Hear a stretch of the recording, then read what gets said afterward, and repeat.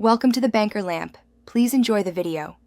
In this video, I will explain how to care for orchids. To begin, always identify your orchid's specific type, as care requirements can vary significantly. Generally, orchids need a balance of light, water, and humidity to truly flourish. Providing the right environment from the start is key to a healthy, blooming plant.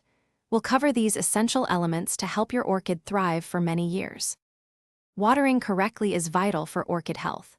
Always check the potting mix. If it feels dry, it's time to water. Overwatering is a common mistake that can cause root rot, so ensure good drainage. To boost humidity, especially in dry environments, consider placing your orchid on a pebble tray with water or using a humidifier.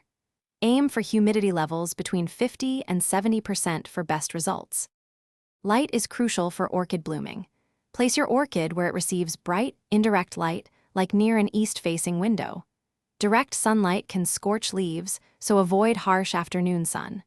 For temperature, most orchids prefer daytime temperatures between 65 and 75 degrees Fahrenheit, with a slight drop at night.